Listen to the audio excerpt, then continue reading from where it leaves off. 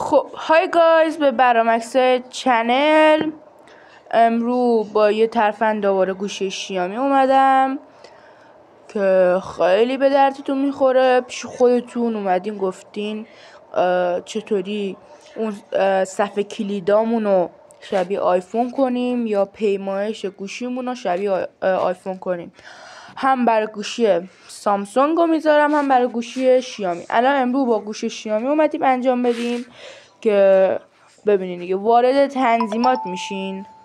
وقتی وارد تنظیمات شدین روی سیستم به بالا، یعنی اندروید به بالا، 11 و 12 به بالا، 13 14 به بالا سیستم رو داره. میان شما روی اشاره ها، همون صفحه کلید میشه و پیمایش دیگه. پیمایش سیستمی رو بزنین. اینجا بهتون 2 تا گزینه داده.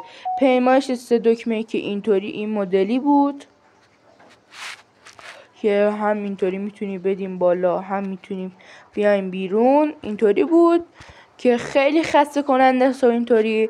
و پیمایش اشاره دومی اینطوری که شبیه آیفونه که برای همه گوشیام چه اندروید به پایین چه داشته باشه چه نداشته باشه شما بنویسید توی جستجو پیمایش سیستمی میاره بالا. نگران سیستمتون هم نباشین که چی باشه چی نباشه، سیستم نداشته باشین و اینطوری.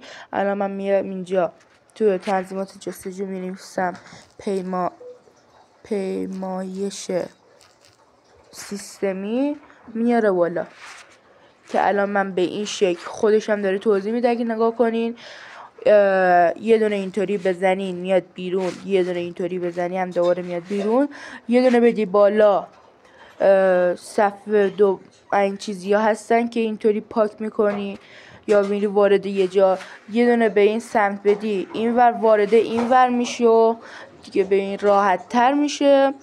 و دیگه امیدوارم این ویدیو خوشتون اومده باشه و لایک و سابسکرایب فراموش نشه. حتما کامنت بنویسین چه چیزایی برای شما آماده کنم و بذارم دیگه.